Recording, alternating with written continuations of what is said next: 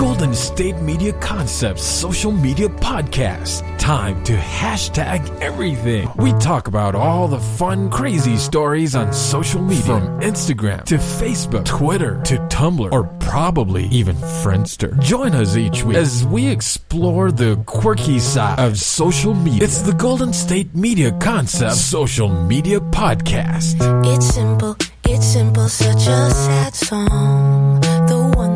The one that we rely on to get us.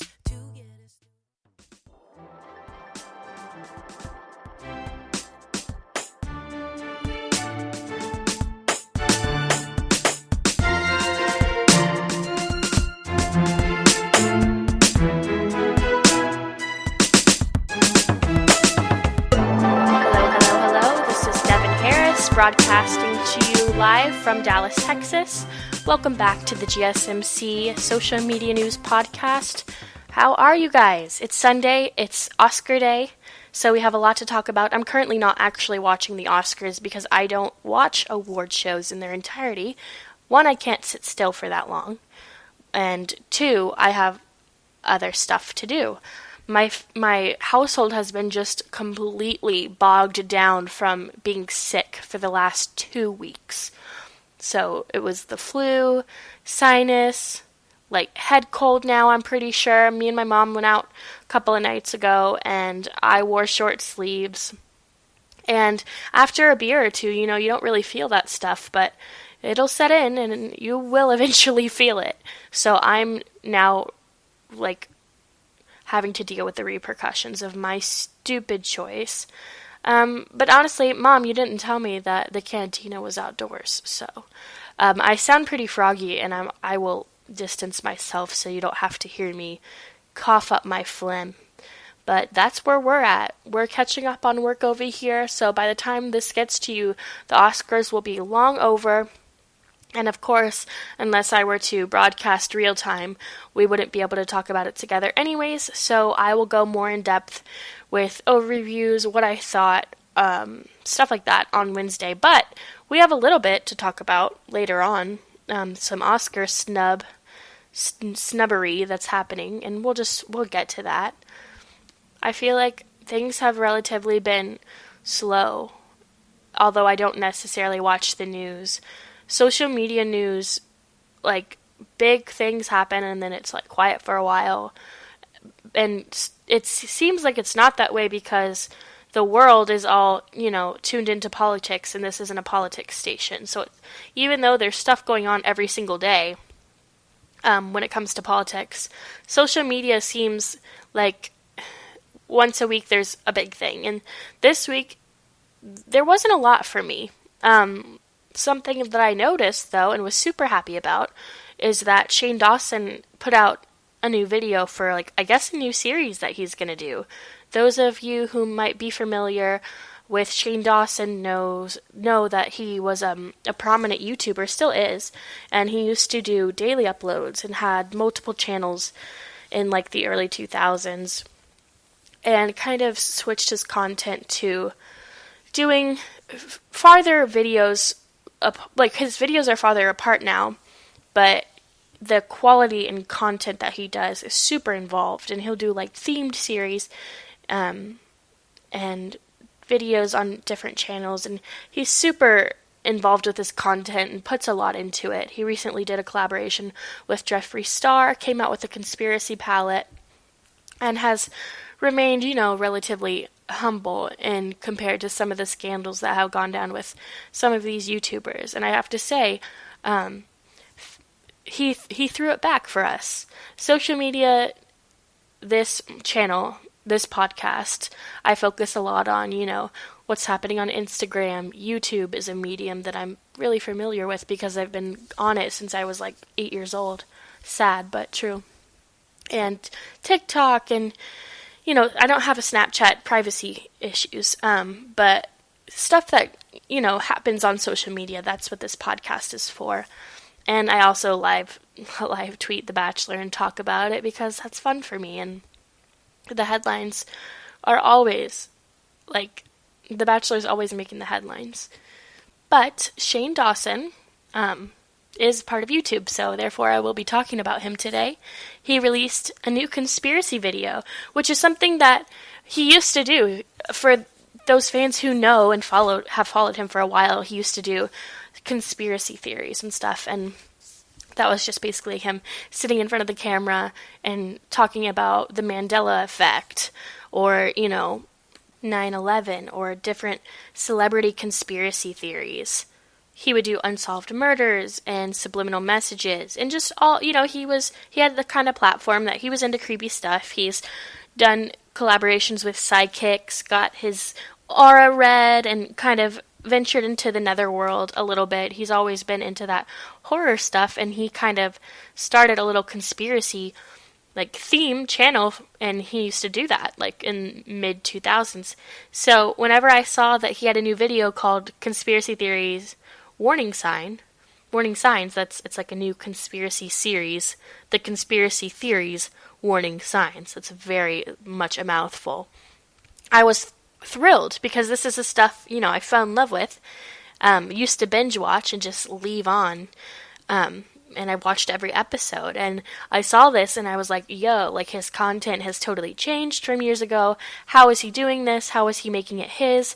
And he delivered. So the video started off, and it's just him and Andrew, his camera guy, and they're in a hotel room. And basically throughout the video, it's under the guise of there is a murder that took place in this hotel, and he's bringing his friends in to investigate. His fiance and his fiance's sister, a couple of other friends, and gives them black lights and says, there's a murder that happened here, figure it out. Well, halfway through that, he reveals, okay, that's not actually why I brought you all here. The reason I brought you all here was, yes, I told you there's a murder here. I fabricated all of that.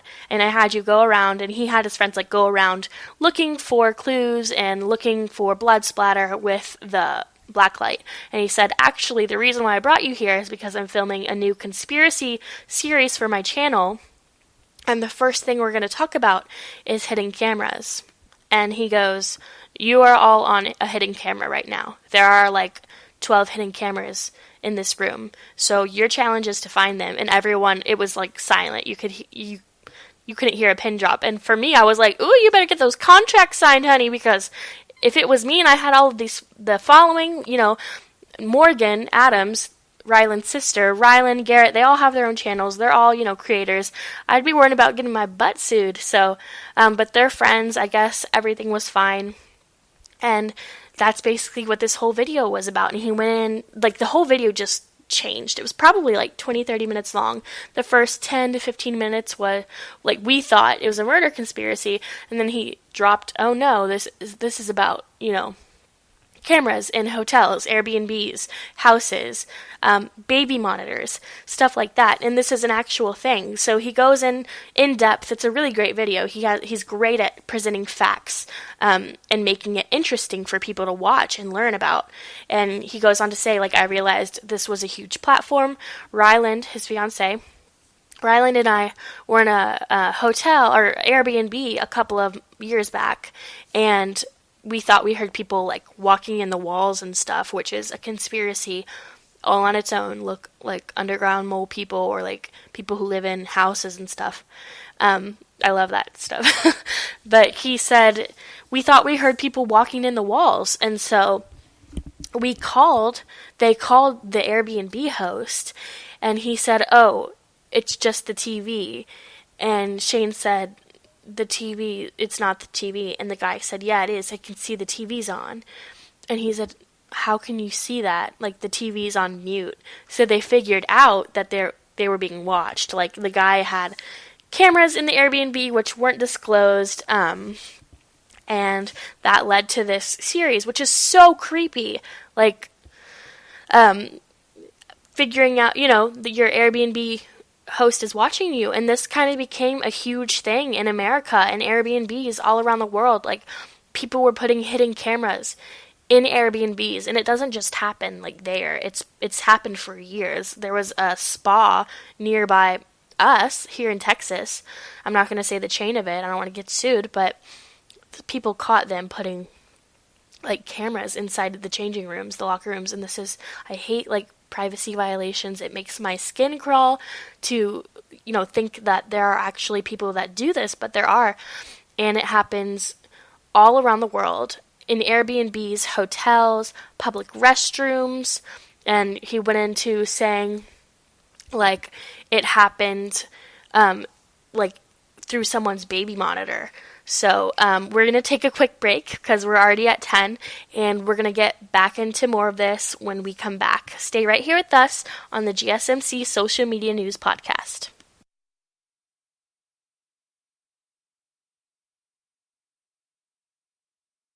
Do you want to be healthier, yet you just don't know what to do? All these shows telling you this and that, but nothing seems to work.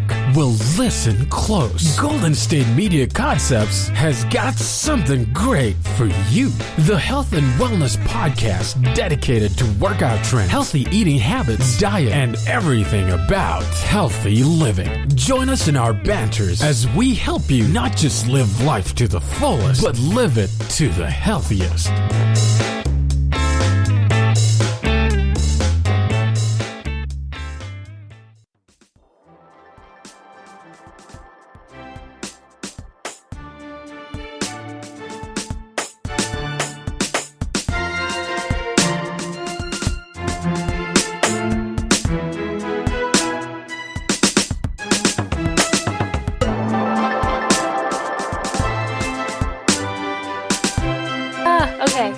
So when we left off, I was telling you about Shane Dawson's new conspiracy theory series, and how when he and Rylan stayed in a hotel, an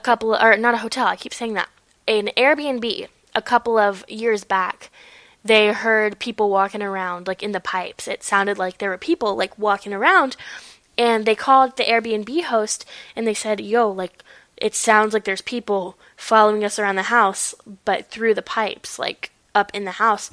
And the guy said, turn the TV off. And he said, the TV's not on. Like, Shane said that. And the guy said, yes, it is. I can see it. And Shane said, how can you see that? The TV's on mute. So the guy, you can't hear, but you can see. So that's how Shane figured out, okay, this guy's been watching us through hidden camera, and that's really creepy. And went into, like, all of this stuff, how it is allowed in Airbnbs if it's disclosed, but the fine print is so hard to read. People will, like, hide it in there through all of the words you're supposed to read, through everything. And as long as they put that in there, like in the bylaws and regulations, they're fine. You can't sue them if, they catch you walking butt naked through the house to get some cereal at 3 a.m. And cameras are allowed in common areas and stuff, and this is what he went over. Common areas like the living room, the kitchen, the hallways, the backyard, So you have to be really careful when going into these places, and as well as, like, hotel rooms. There have been people known to, like, it was a huge thing a couple of years back when Airbnb started becoming popular, because creeps will always be creeps, and it's so nasty, but people do it. Like, they go in hotels, stay in there, and like there are cameras that you can buy that look like screws, like, that you just screw into the top of the wall. There's cameras that you can buy that look like fire detectors or monoxide detectors.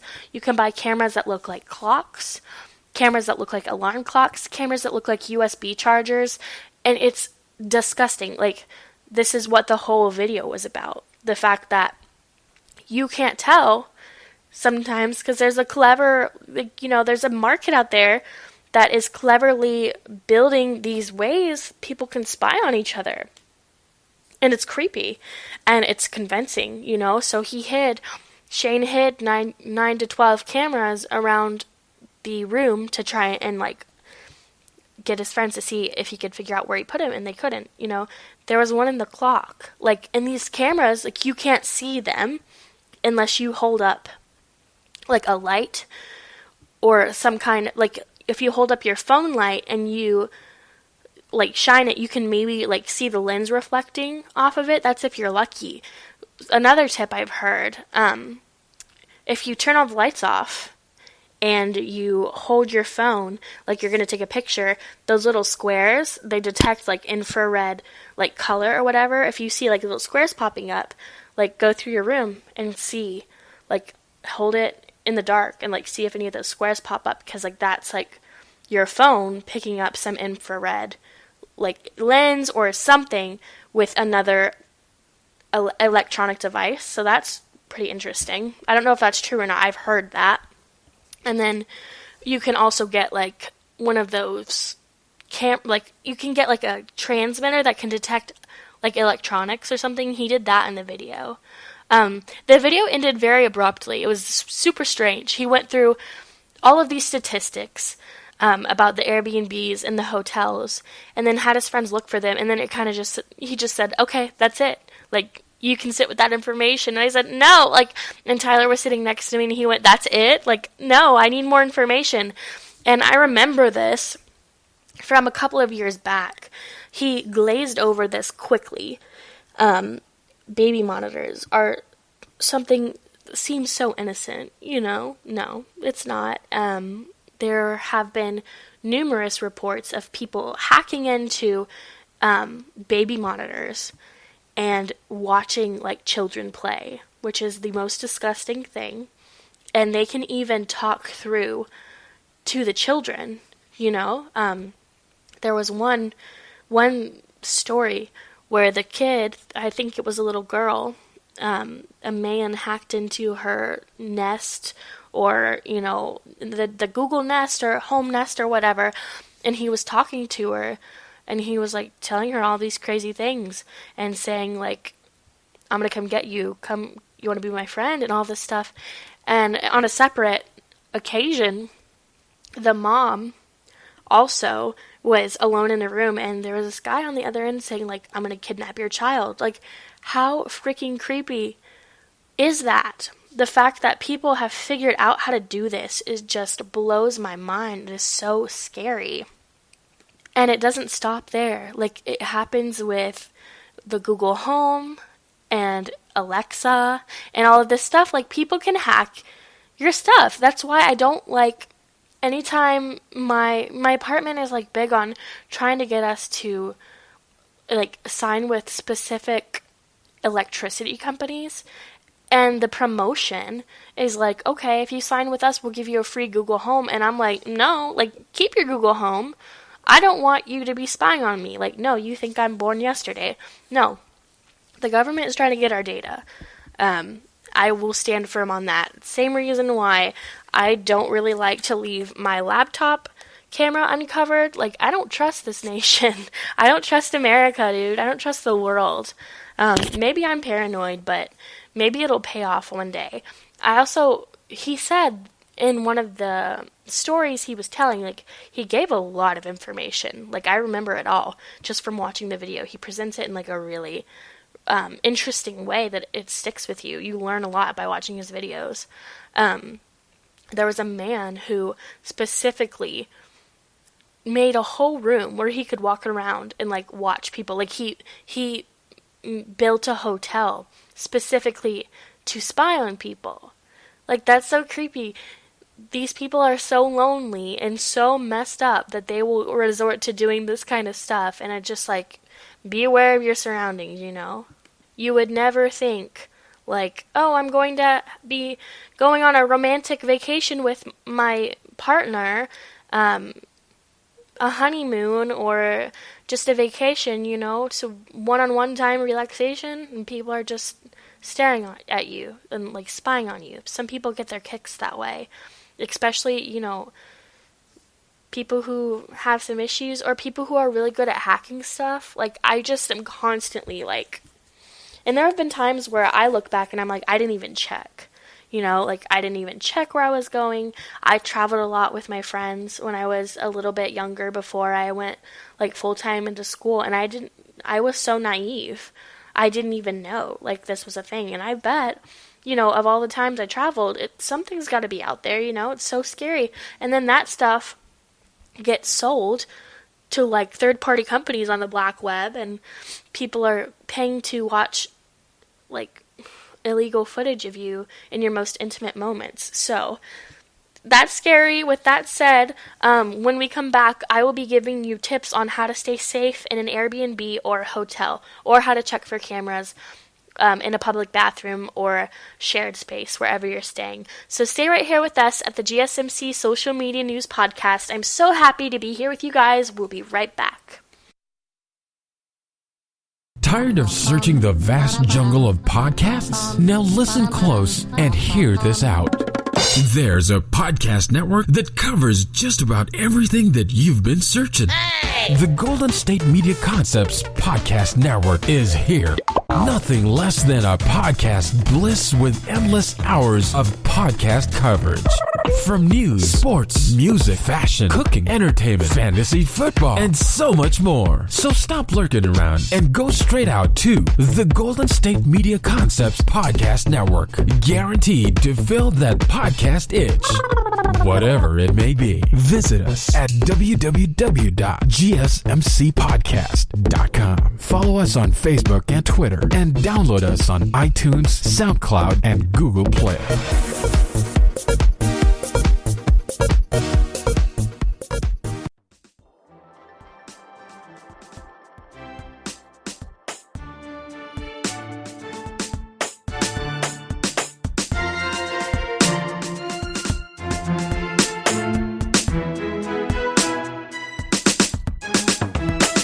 Everybody. Alright, so as promised, I'm back with a couple of ways that you can protect yourself when traveling and staying at an Airbnb or a hotel, or even, like, you never know, in a public restroom. Like, there are creeps out there who do that stuff. Or even if you're paranoid like me and you want to check and see if you want to check in your house or whatever, like, I need help. You know what? Whatever. Like, you can never be too safe. I'm getting help, but you can never be too safe. So, okay, first tip. Look for things that don't fit. There are several. The most common, like, reported hidden cameras are in, of course, carbon monoxide detectors and fire alarms, because they're so far out of reach, you wouldn't think to touch that or even look up there. But if you scan things and, you know, the alarm clock looks a little off, like a little kitschy, a little sus, a little cheap looking. If you look at the back of it, and instead of it being a normal thin cord that plugs into the wall, if it looks like it could be USB compatible, it might not be legit. So check that. And then, of course, if you're unsure, look up the device number, look for a SKU number, and if you don't have one or you can't find one, like a model number, like bam, there you go. Second, look for a camera lens. So hidden cameras come inside of tiny objects like pens, motion detectors, speakers, and even like iPhone chargers. They're small, like standalone cameras also, that they're like 1 inch, and then people can hide them in normal decor. Like, you can hide the tiniest camera in something like a screw. Like, I saw this was in the video, and it's the scariest thing because it looks legit and you would never question it. So an easy way to see if there is a lens that you're not, like, aware of with the lights on is to turn off all the lights in the space and then shine a flashlight around to search for a camera lens, because the lens should reflect a little bit of light, which should make it easier to spot. Alright, always check under storage spaces. In one story I read, one Airbnb guest claimed that they found, like, a cell phone, like, set up in the bathroom under the sink that nobody would look twice at. So areas like bookshelves, dressers, closets, and, like, under the sink, like, darker areas that are exposed but you wouldn't normally check under those in the bedroom or the bathroom. Next, and I didn't even know these things existed, but you can use a scanner. So if you're really, like, hell-bent on figuring out if there are any hidden devices around your space, you can get a hidden device scanner, which uses, like the cameras that use Bluetooth or Wi-Fi to send RF signals to whoever's watching. you can get a signal detector to pick up on the signal and locate the camera. And they find mini cameras, wireless IP cameras, and other types of like bugs. And it's like a static detector, like it'll beep and stuff. But it also records phones. It gets the Wi-Fi Bluetooth from the phone. So keep your phones away from your static detector. And those run for like $50 to $70 on average starting. Another tip that I didn't actually think about, if you check the Wi-Fi, if you can't purchase a scanner or whatever, you can scan the Wi-Fi network for any cameras that are connected to the internet. And there are also apps where you can do this. So apps like Fing, F-I-N-G, or iNet let you know what devices are connected to a network. And if you see, check the Wi-Fi and see, okay, I don't know this serial number of whatever's connected to this, like, IP, or, I don't know what's connected to this internet. I see a random, like, name in my Wi-Fi box, then something might be up. Also, stay out of Motel 8s. A couple of statistics on this. So, according to Safety, 58% of a 2,000 person sample of Americans say they worry about Airbnb cameras, and 11% of people say that they've actually discovered at least one. 11% of people is like 1 in 10. And I've stayed in, a handful of Airbnbs, like at least 5, Odds are there could have been one in there.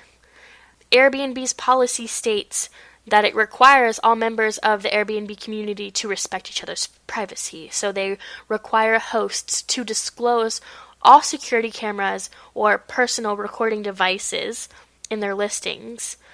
But regardless of that, you never know if the cameras are actually being disclosed or if they're complying to the rules, which is totally scary. So as Americans, it's best to be proactive and take matters into our own hands, because we know better than anything Americans are creeps, and we have to safeguard our privacy when staying in places other than our homes. Alright, so it is Oscar Sunday. The Oscars are going. Like, they're happening as of now. Probably, if you're listening to this, they probably happened last night.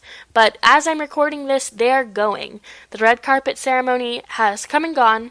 Everybody has walked the red carpet in their beautiful outfits. But this is not a fashion channel. If you want to hear all about that stuff, go to the Beauty and Fashion podcast. That's not my forte. But we're going to talk a little bit about Oscar snubs and Natalie Portman's tribute to them in her beautiful black Dior gown that she walked out with a couple of hours ago. There's been a history of male-dominated categories in the Oscars, just as the world, and Natalie Portman wore a beautiful Dior black, gorgeous long gown, and she had the names of all of the women that were snubbed for Best Director category in 2020. We'll talk more about that and a little bit of history about the Oscars and what's going on with the snubbing when we come back.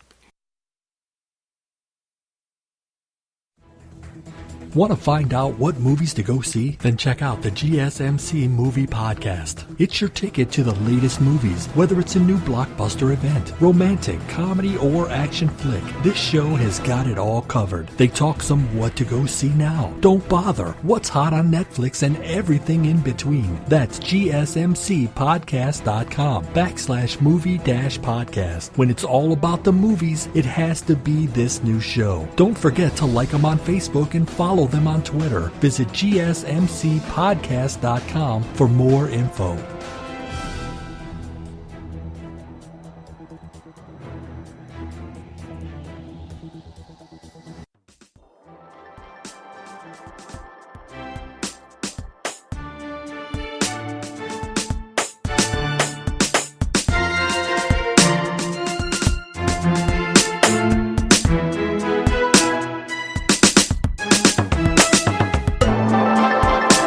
Portman's tribute to all the snubbed female directors on her 2020 Oscars gown is a must-see and a must-watch moment. So Natalie Portman is making a statement. She walked the red carpet at the 92nd Annual Academy Awards, held in Hollywood today, a couple of hours ago, in a stunning Dior gown. So stunning, long, it had like a built-in cape, it was long and black, it looked like it just had like this beautiful encrusted gold ornamentation down. It was like kind of see-through, and it was so it was like a peekaboo, it had a peekaboo neckline, and it was gold on the top, see-through mesh like neckline, and then it looked like it was strapless, but that's where the see-through mesh came into the neckline.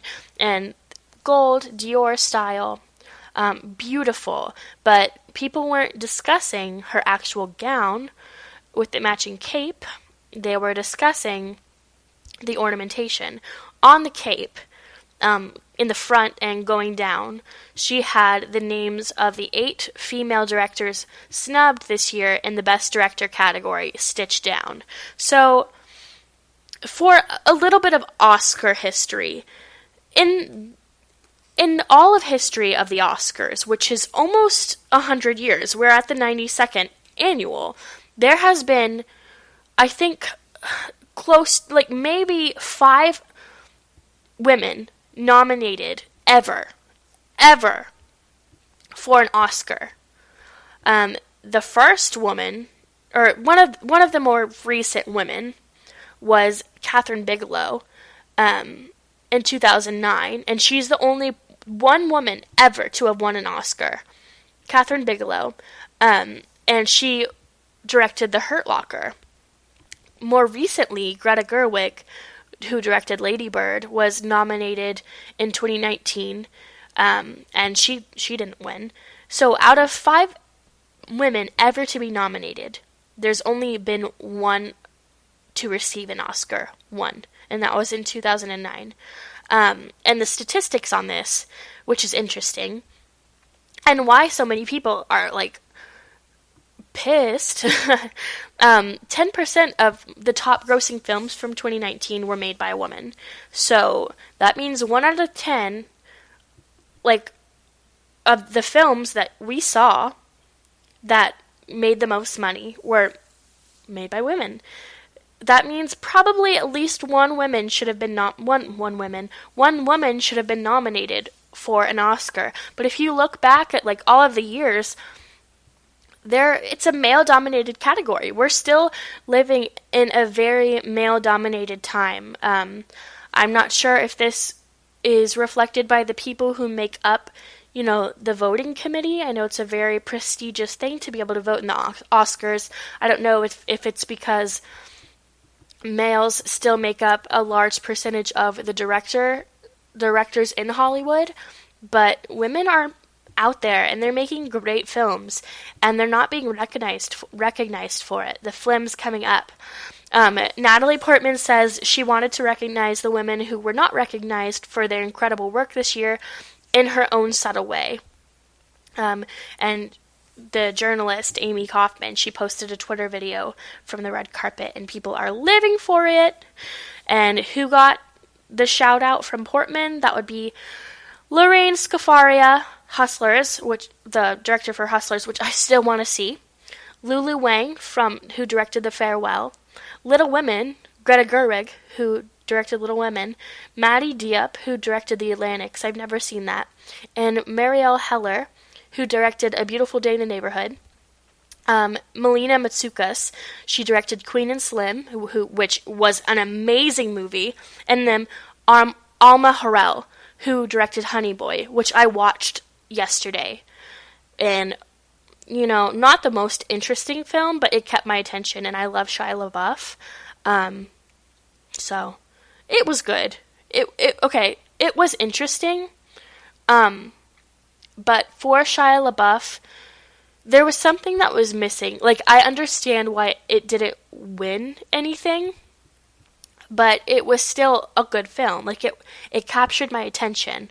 There was something missing, but I can't put my finger on it. And then Portrait of a Lady on Fire by Celine Sciamma. She had all of their names written down her dress. And Hustlers, The Farewell, and Little Women should have been nominated. They were nominated in other categories. Little Women was amazing. I don't think it's getting the credit that it deserves. I think it was amazingly written, an amazing adaptation, and very brilliantly directed. So I don't think, women, I don't think anything's going to come that easy out of an all-female directed movie. Unfortunately, Greta Gerwig is amazing, but women aren't just handed stuff, and especially in Hollywood, and I think people know that by now.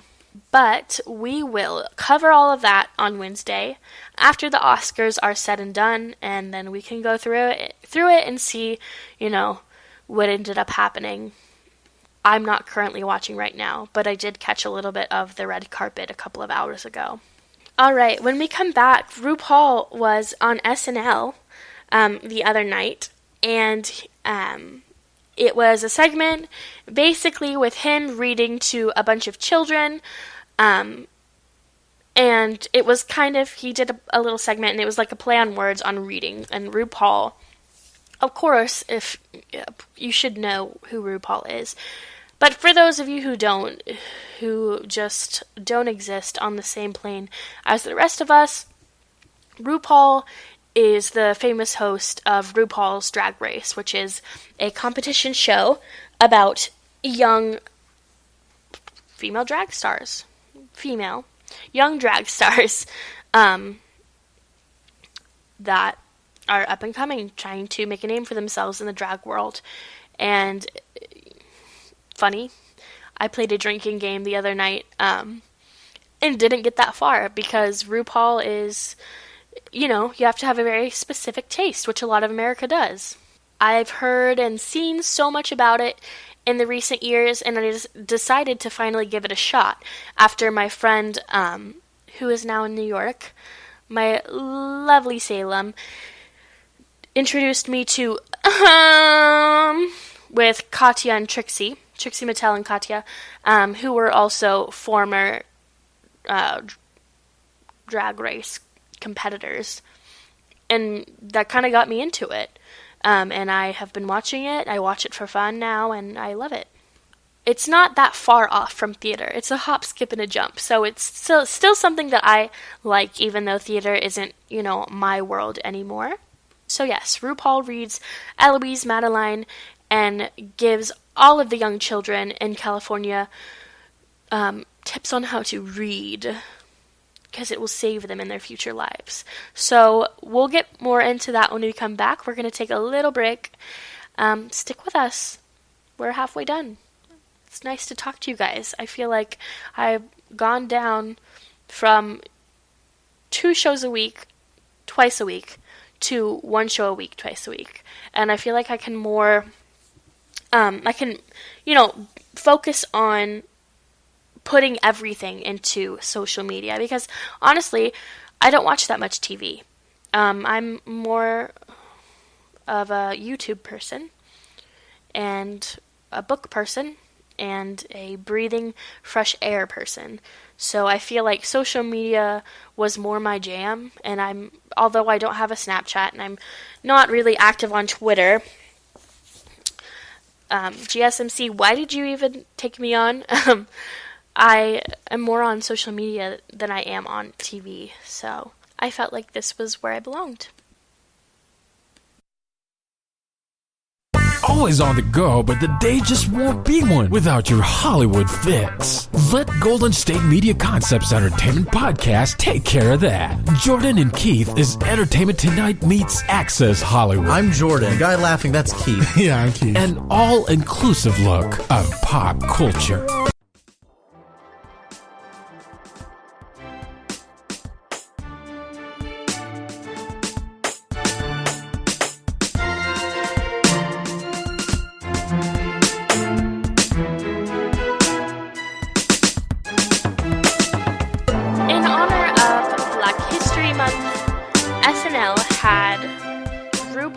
On their show Saturday, and saying that to you now, I raise my eyebrows because why are they waiting until Black History Month to have RuPaul on their show? RuPaul should be a recurring regular on their show. So the sketch essentially is a library in California, and they're inviting RuPaul to teach everybody how to read. And all the gays already knew what this was, because they are in a library, and RuPaul is bringing the glasses, because he brings a box of glasses, because he's going to teach them how to read. And so, in the sketch, essentially he takes all of the children's classics, so Eloise at the plaza, the little girl with the blonde hair in the hotel, Madeline, the French girl with the 12 girls in a line, Harriet the Spy, and Nancy Drew, all of these young heroines of the literary world. He sits and puts the glasses on and basically reads the girls. But in drag terms, reading is to eloquently throw shade at somebody, but make it sound so good that they don't know you're throwing shade at them. So throughout the reading, the parents are saying, I don't think this is very educational. So he starts out, and whenever he brings his glasses box out, he puts on a pair of red star sunglasses, and he goes, "The library is open!" in his Rue voice. I just sound like a foreigner when I try to do it.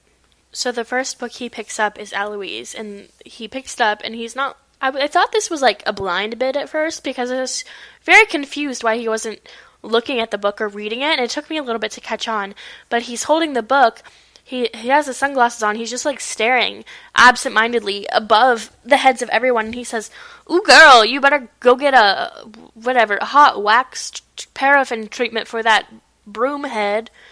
And then he says, "Victoria's Secret called and they want their wallpaper back," and puts the book down and goes to Madeline. And then he says, "Everybody knows you've never been to France." Then Harriet the Spy, he goes, Harriet the Spy, girl, bye." And at this point, it's like, oh, he's not actually reading. And that's when the term reading, and I thought it was something to do with the shade, which probably actually is something to do with the shade. I'm a new RuPaul watcher, so I haven't caught on to, all of the lingo yet, but throwing shade is tearing someone down without making it look like you're tearing them down. And the glasses... I knew they had something to do with what he was saying, but I wasn't exactly sure what, until one of the actresses on the show interrupts him, and she goes, "I'm not really sure what's going on here." And I thought, girl, me neither. So whenever he describes what he's doing, the librarian's like, "What's going on?" He said, "I'm reading these book girls, the girls in the books, I'm reading them the fifth." And basically... what that means, reading someone, I guess this is going to be, lingo as well, is to, give an... You know how a psychic can read? Basically, to read someone is to look at them, come to a conclusion about what's going on with them in your head, and, spill a little bit of tea about them, throw a little bit of shade about them in a very polite way. I'll just read the Urban Dictionary version because I'm not really good at describing lingo. I wouldn't know how to describe what that T is either. So read for filth. The act of criticizing or being criticized to the fullest extent. Another one which came straight from RuPaul.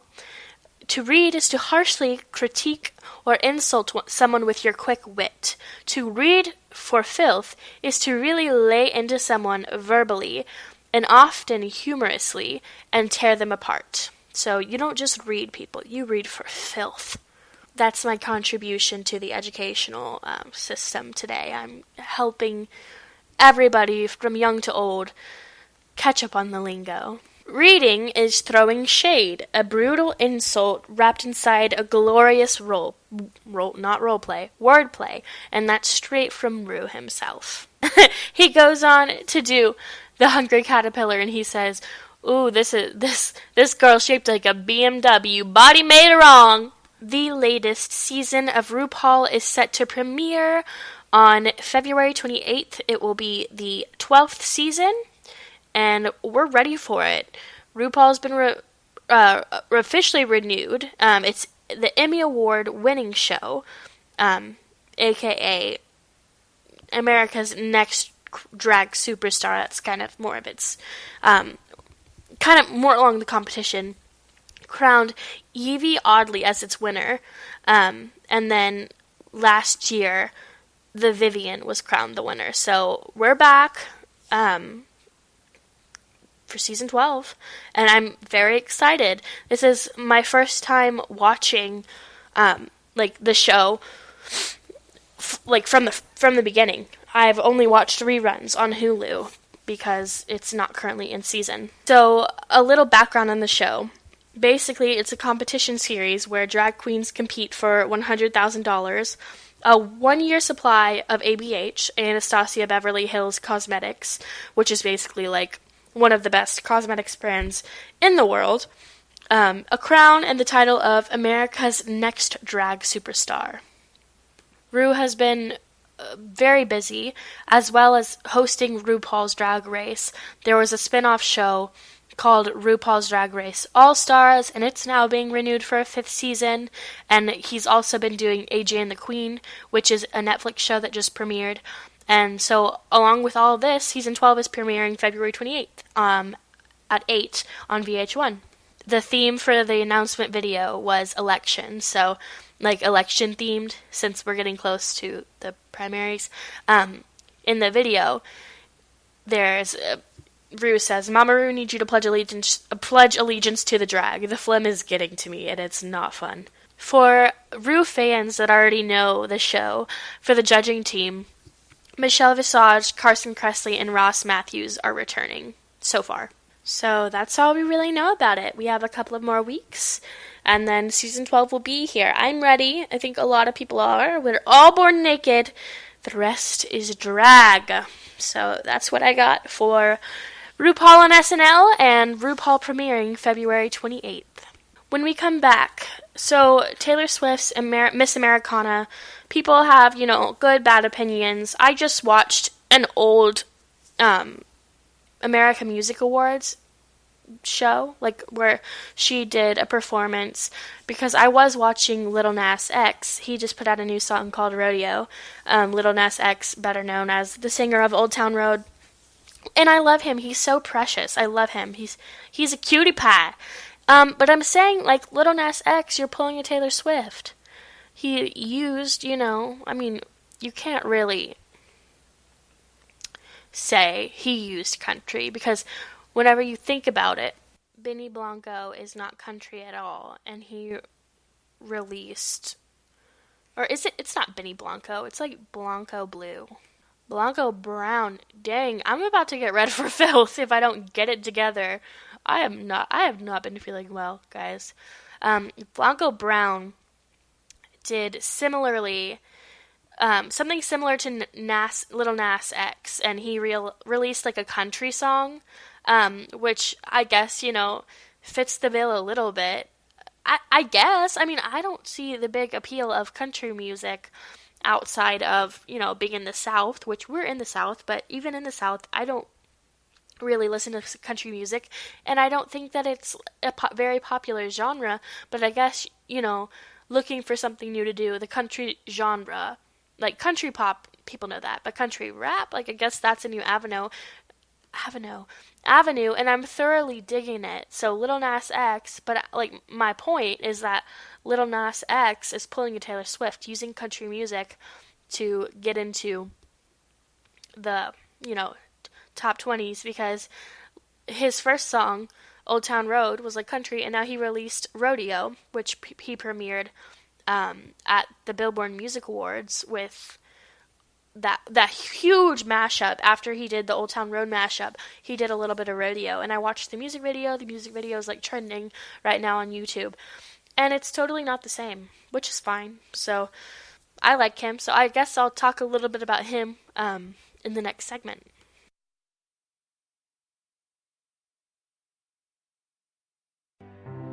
The GSMC Life and Happiness podcast takes you on a journey of exploration. We'll discuss tried and true methods alongside the latest trends of how to best live your life to its fullest and happiest. From psychology to meditation, science to self-help books, the GSMC Life and Happiness podcast will help you to discover what makes you happy and how you can live life being the best you possible. Download the GSMC Life and Happiness podcast on iTunes, Stitcher, SoundCloud, Google Play, or anywhere you find podcasts. Just type GSMC in the search bar.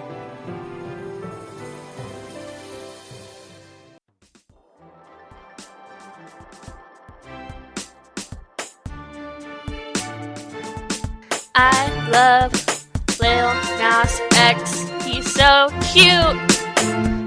And I really didn't. I mean, I think everybody in the world has heard Old Town Road by now. Like, me, of course, being in my 20s and, like, listening to the radio, but from me, even to, like, the young children in my life, I hear them singing it all the time. But the first time I ever saw this dude's face was the Billboard Music Awards. And he's a cutie. Like, he's so cute. So, Lil Nas X, not to be confused with Nas. Nas is a different rapper. Lil Nas X, he used his name as a tribute or whatever, is an American rapper, singer, and songwriter. And his full name is actually Montero Lamar Hill. He's best known for Old Town Road, which he wrote and recorded in his closet and uploaded onto TikTok, and that's where it kind of took off, so, which is completely interesting, and hopefully brings, I love the fact that this new time in the internet has kind of brought a different platform to people to, like, share their voices. Like, if you make a song and record it, on your little Casio, and it's, like, good and has a great beat, put it on TikTok, and you just might get a record deal. Like, that's what happened for him. Basically, like, essentially that's what happened, and then, because he bought so the deal was, he bought the beat for, like, $30, wrote the song, it went viral on TikTok, and then it got picked up, and Billy Ray Cyrus agreed to sing on the song. And literally, Lil Nas X has surpassed Drake. The number of plays, it surpassed Drake's "In My Feelings." And he used this whole experience to be a platform for LGBTQ. He was the first openly LGBTQ member to win a CMA. Like, he won a CMA for Best Music Video and Best Pop Duo Group, along with being nominated for, 6 Grammys. So, Lil Nas X was born in Lithia Springs, Georgia, a small city outside of Atlanta. A child from a divorce, he settled with his mom and grandma and then moved in with his dad, who was a gospel singer, and eventually got out of there. He started using the internet heavily right around the time when memes started becoming, entertaining. So I'd say 2013, 2014. And he's rumored to have ran a bunch of Twitter Nicki Minaj fan accounts before he kind of started making music, and played the trumpet as well. So, all of these things, Georgia's not that far off from Texas, but I just feel like he lived such, I know this life. He worked at Zaxby's in Six Flags over Georgia.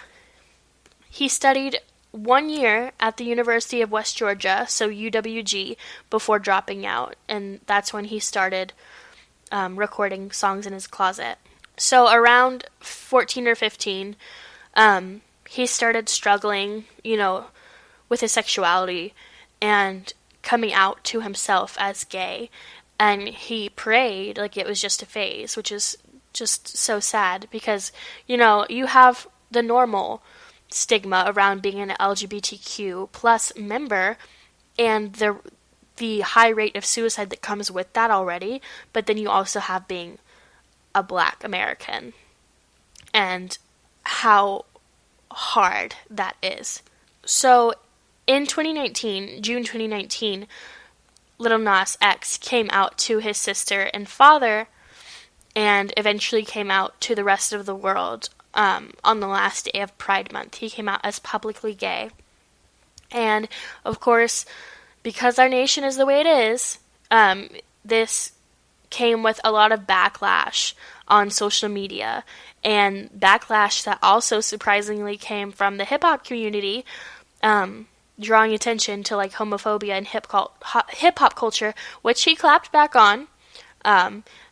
The people who, you know, were ragging on him for his outfits and stuff, the rapper, Pastor Troy, made some homophobic comments on Lil Nas X's Grammy outfit, and he just said, "Damn, I look good. On God, I look good." Which is awesome, because having this kind of accessibility is what we need, I feel like, in the world. I know I struggle with it too, like feeling like, okay, well, I didn't grow up in California, or I didn't have parents who sent me to a private school, or, you know, my life has followed this and this and this Can I talk? Trajectory. It's not even trajectory. That's not a word. My life has followed this and this and this trajectory, so there's no way that I can be successful. But literally, we have Billie Eilish and Lil Nas X and freaking Maggie Rogers, who, all of these people, like, none of these huge artists were famous. Their parents didn't have a lot of money. They were normal people who worked hard and had talent and could do this for themselves, which is awesome. Maggie Rogers recorded EPs in her closet in high school. Lil Nas X did the same thing, and look where he is. He surpassed Drake. Like, he went to the top of the CMA Billboard chart. Like, amazing things are happening. Lil Nas X, I want to hear more Old Town Road stuff, because the original reason I wanted to talk about him was because I felt like he was pulling a Taylor Swift, using country music as a way into the pop, and then is just going to disregard it. But I think it's not as simple as that. People aren't that simple. People are more nuanced. And since this whole Miss Americana thing, I've kind of wanted to give Taylor Swift another chance. After seeing her stand up for women the way she did in her documentary, I think this woman definitely needs some forgiveness.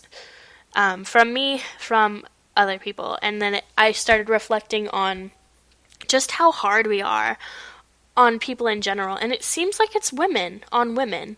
Like, of course, all day you can say, men are so hard on us, men objectify us. But at the same time, like, how do you treat other women? Like, I know for the past probably 5 to 6 years, nothing positive has ever come out of my mouth on Taylor Swift. Like, ever. Maybe it's just this new, like, acceptance thing, acceptance culture we're in. I just don't want to be negative anymore, and I want to give her a chance and, you know, accept her work for what it is. It's art to her, even if it's not, you know, art that I want or, like, want to consume. It's still art. She still poured her heart into it, and isn't that, like, you know, what the world is based on? Like, even though we don't agree with what other people do, that doesn't mean that we have to be disrespectful. So, with that huge truth bomb, I guess I leave you. Thank you for listening. We covered a lot. Check your Airbnbs and hotels for cameras. And go easy on the people in your life. Everyone's just trying their best. I don't know why I'm preaching, but I guess I am. So, thanks for listening, guys. Thanks for listening every week. Those of you who are, you know, comeback listeners, give us a share on Facebook. You know, shares go a long way. And I live tweet The Bachelor Mondays on Twitter. We have Facebook. You can leave a comment if you like what you are listening to. We have a Twitter you can follow.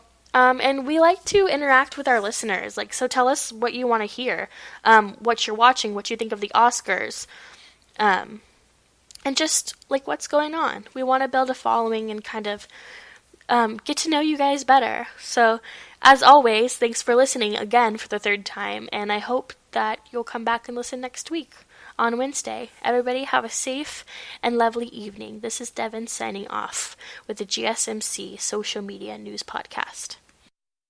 You've been listening to the Golden State Media Concepts Social Media Podcast, part of the Golden State Media Concepts Podcast Network. You can find this show and others like it at www.gsmcpodcast.com. Download our podcast on iTunes, Stitcher, SoundCloud, and Google Play. Just type in GSMC to find all the shows from the Golden State Media Concepts Podcast Network, from movies to music, from sports to entertainment, and even weird news. You can also follow us on Twitter and on Facebook. Thank you, and we hope you have enjoyed today's program.